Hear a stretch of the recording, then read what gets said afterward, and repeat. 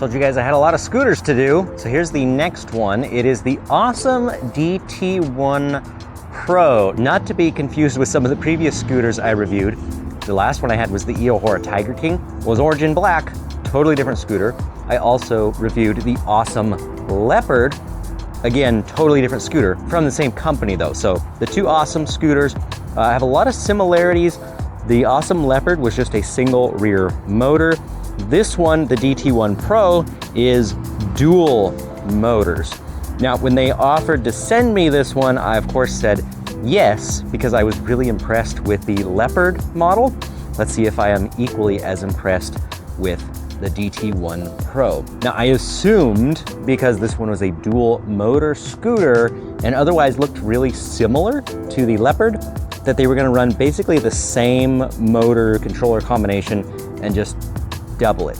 But that's not quite the case, it seems, because I got right about 1,000 watts with the Leopard. I already did the dyno run on this one. Let's go check that out.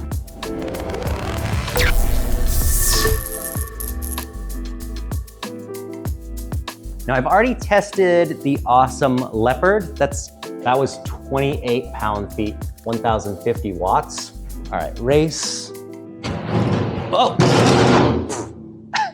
That was just me stepping off the dyno. This one requires a little bit of a kickoff to get going. Oh, come on, is that not fast enough? There we go.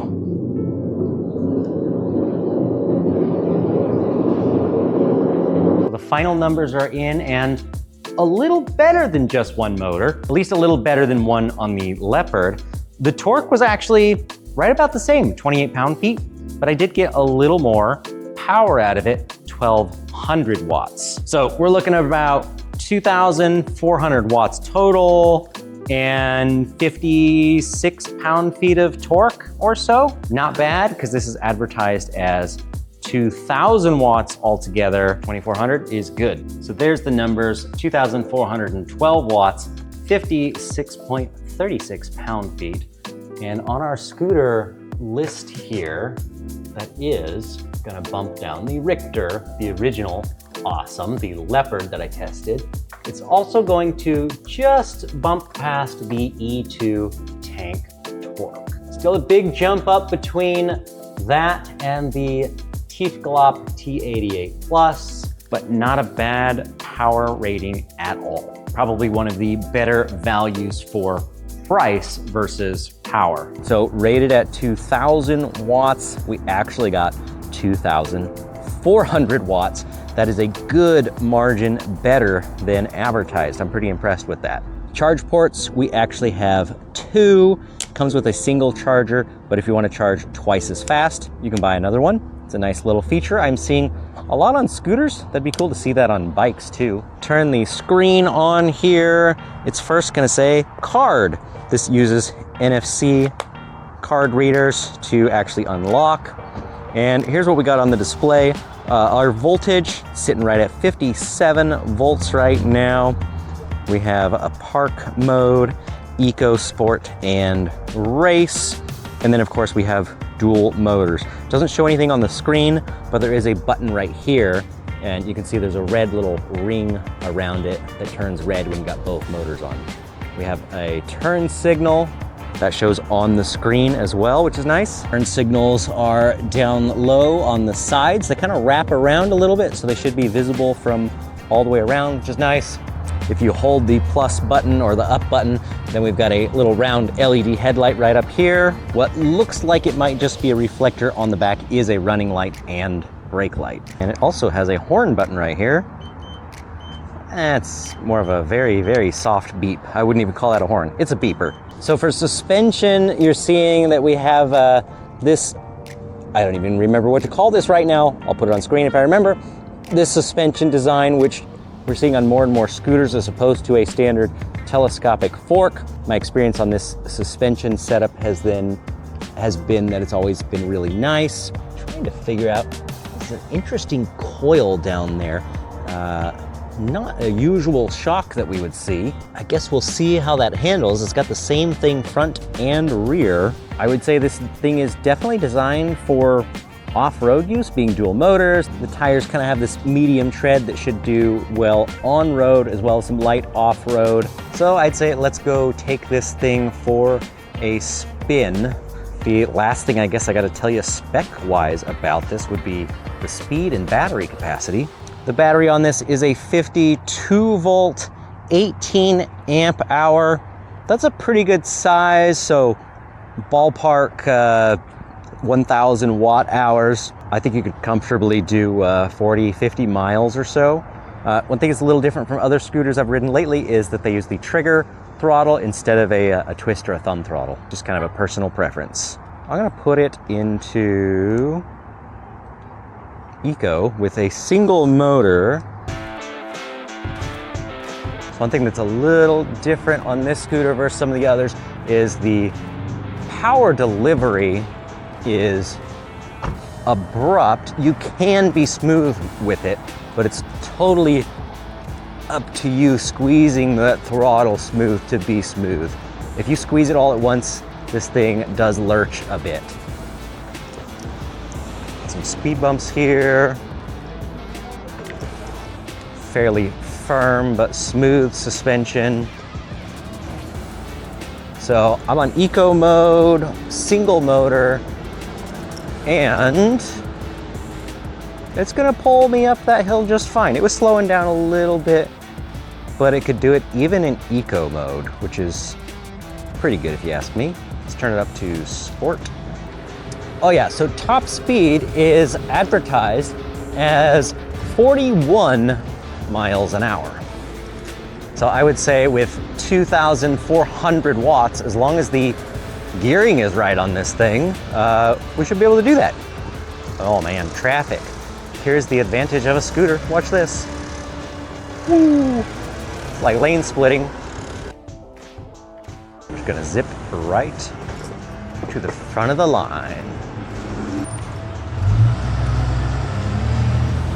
It's also nice that on the scooter you're sitting up so high. Like, I can look at the top of these vehicles. Your visibility is so good. All right, now that I'm with traffic a little bit, I'm gonna bump the second motor on. So we're now on sport mode, dual motors. Still got one more power mode to go. We're gonna creep right up to the front here. One thing I did notice, I think there's probably a settings that you could change to see how I pull the throttle, it doesn't go. You do have to give it a small little kickoff.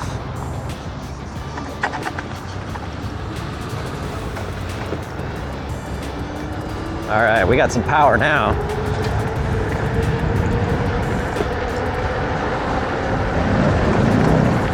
Dual motors and sport mode turns this thing into a lot of fun all of a sudden.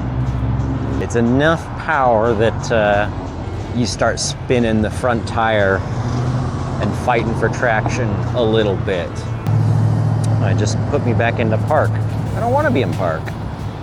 You gotta watch out for that. So it looks like if you stop for a little while, it'll auto shift back to park. Not a huge fan of that because I'm at a signal and I don't want it to be in park.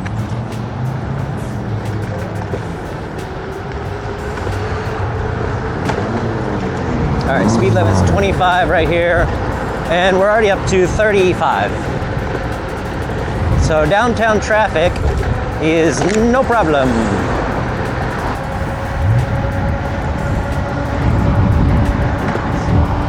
It's 38 miles an hour, and I still have race mode to go.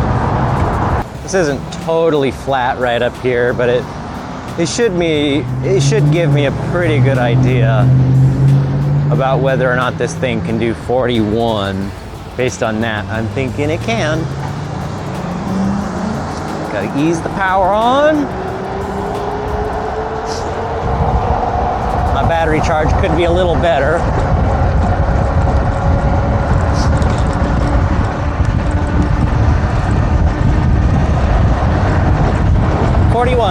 Made it, and I'm going up a little bit of a hill.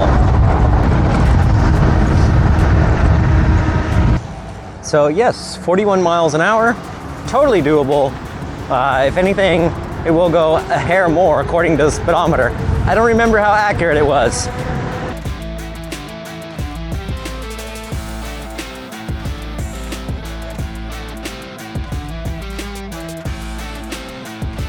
Race mode is going to be way too much power for off-road. I can already tell you that. This is a steep downhill.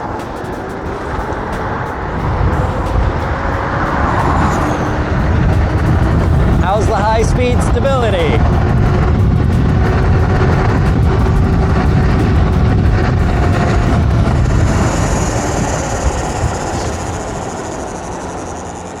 Well, I just got it up to 50 miles an hour, and I will say you can do it, but you gotta stay on top of it.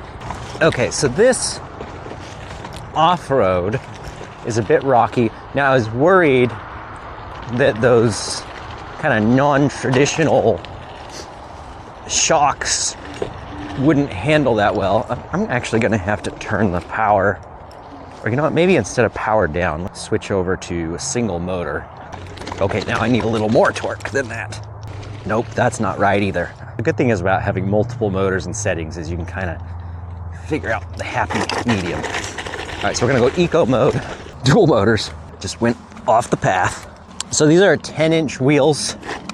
Some of the other scooters I've ridden lately, you wouldn't think like 10 to 11 would be a huge difference, but I am noticing it. I do wish these were just a little bit bigger for off-road use. And this scooter is fully capable of doing this, but you can probably hear in my voice that it's a little jarring or a lot of vibration. This is not a smooth, plush ride. The suspension is a little too stiff and bouncy for the rocky off-road. So my opinion on this scooter right now is this is great on the road. Suspension is more than sufficient for speed bumps. Well, now that I'm on the dirt, it doesn't feel too bad. Dirt paths doesn't feel too bad, but rocky root covered paths, it's a little rough. This is probably more of a scooter for street use. It's got the power. I mean, this is all uphill. This is covered in pine needles and it's loose and slick. It's really wet. There's like a layer of pine needles and then a little thin layer of mud underneath that. And it's crawling up it really well, but the bumps are a bit much.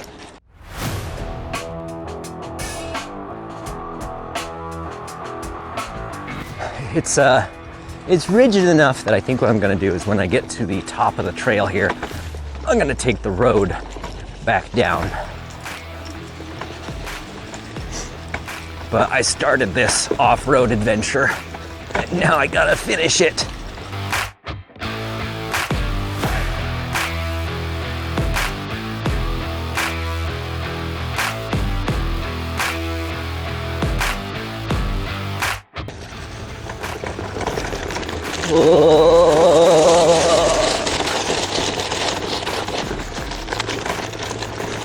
I mean, it's great that it's all-wheel drive, but this gravel is not. Clearly, whew, the suspension is not up to this gravel.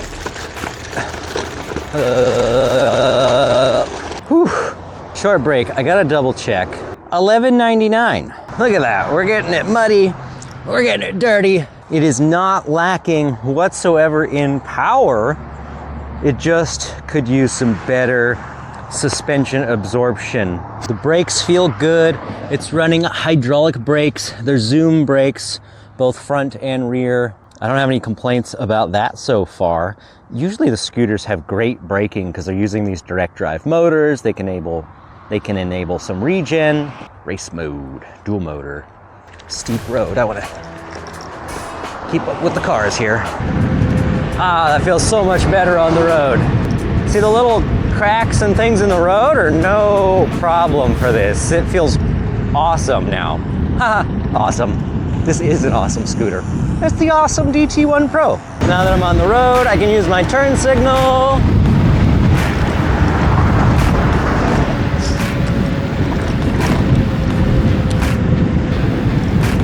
It's very convenient to have a turn signal.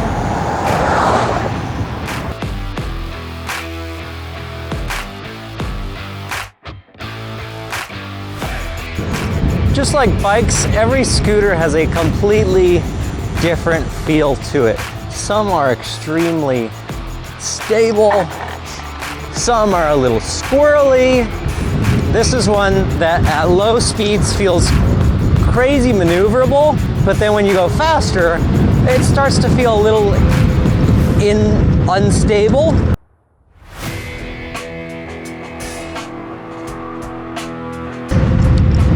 Actually, I'm gonna correct myself and say unstable is the wrong word. I'm gonna say it feels a little twitchy. It's sensitive to handling, but it's stable. Sensitive is a better word. See if we got more power than this guy on an e-bike. Oh, he's going the wrong way. I can't race you if you go that way. Oh, never mind. He's just unpredictable. Let's see if we can catch him. Oh, we're totally gonna catch him. Your bike can't handle the 2,400 watts. Yoo-hoo. As long as you don't stop fully, you don't have to kick off again.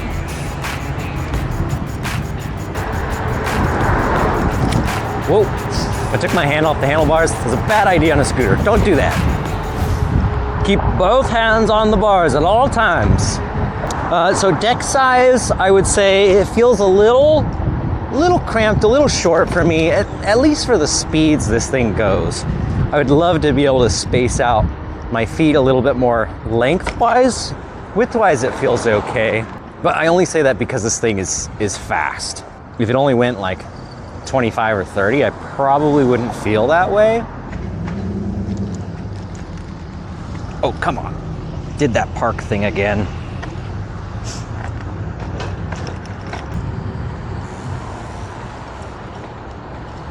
Gonna squeak on by, everybody. Excuse me, excuse me. So if you're gonna hit something big like a speed bump and not slow down, you just gotta bend your knees a little bit and absorb some of the bump. It's not gonna do it all for you.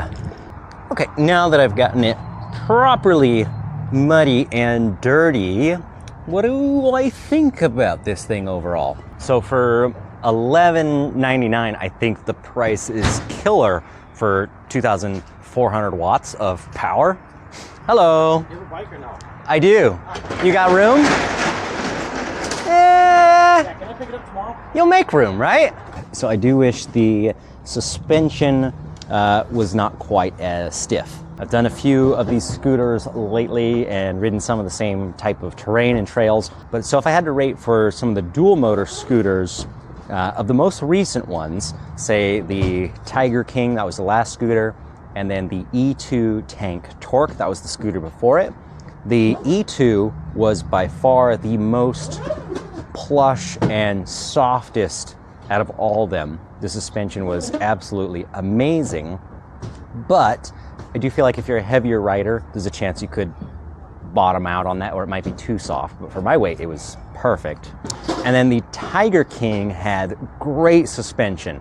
It was a little bit firm, but there was room to adjust those shocks and loosen it up. So it's very possible I could have done some tuning to make it perfect, but it was definitely stiffer than the E2, but handling was still really good. The Ausom DT1 PRO versus those has the harshest ride. Now, from a handling standpoint, one thing I always like to talk about is there's firmness, there's stiffness, there's comfort, but then there's also the fact of like, what happens if you hit a big bump going at speed or in a turn? Does it jostle it in any way or cause some poor attributes that make it squirrely or want to take off? And this one doesn't do anything negative in that regard. It's strictly just comfort. So on those gravel roads, as you saw, really bumpy, really kind of rough, makes it not as comfortable. So this is probably not a scooter I would buy if I was gonna do a ton of off-road riding. You could absolutely do it, but it's not gonna be as comfortable as other ones are. But if you're gonna stick primarily to the street, then the suspension is more than sufficient and you're not even gonna notice anything negative about it at all. It's just gonna feel really nice. The geometry's good, the positioning's good. I think just the shocks themselves need to be better to give it the off-road capability. Now it's pretty loose and slick. Like I said, pine needles, mud. I wasn't sure if this tire, that tread, was gonna be chunky enough to handle that, and it did just fine. So some little tweaks I would personally like to change, and I'll have to double check programming and see if these are things that can be done. I'd like to get rid of the fact that I have to kick off all the time. That's something simple. And then, just auto turned off. I don't care that it does that. It should do that. I do wish that it didn't go back to park when you're just at like a signal, because that caught me at least once out there. I was sitting at a red light long enough to switch back to park mode. I hit the throttle after I kicked off and it didn't go. And then I got to quickly remember to switch it basically back into gear. The rest of the buttons felt good. It's very easy to click it into dual motors or not. Some of the dual motor switches I've seen on scooters, they have a push button like this, but there's no like indicator light, so you can't tell if it's going into dual motors or single motor.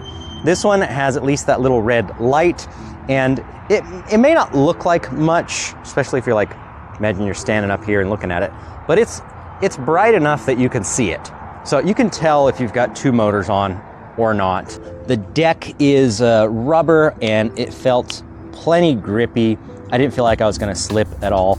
Like I said, I would like a little more length to it just because this thing can go so fast. I think that would help the stability a little bit, but they just have packed a lot of power into a fairly compact scooter. And packing a lot of power into something small is not really a bad thing. So overall, do I think this scooter is a good value? Yes, absolutely. $11.99, like I said, for something that has 2,400 watts, can go easily over 40 miles an hour and potentially could go 40, 50 miles. It's not gonna do that at the top speed, but at a lower speed you could do that.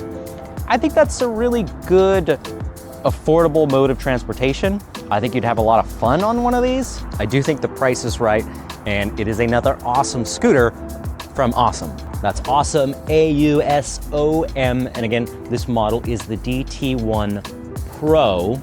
I will have an affiliate link down in the description. You can check one of these out, buy one of these. I appreciate it when you guys do use those links I put down in those videos. It really does help the channel out. It helps me to negotiate good rates with companies that want to send me scooters, bikes, and other things to review. I wouldn't be able to do this if it wasn't for you watching. Please hit that subscribe button if you enjoyed this, and if you want to see a more powerful scooter or a more affordable scooter, because I have both of those things coming up in the near future.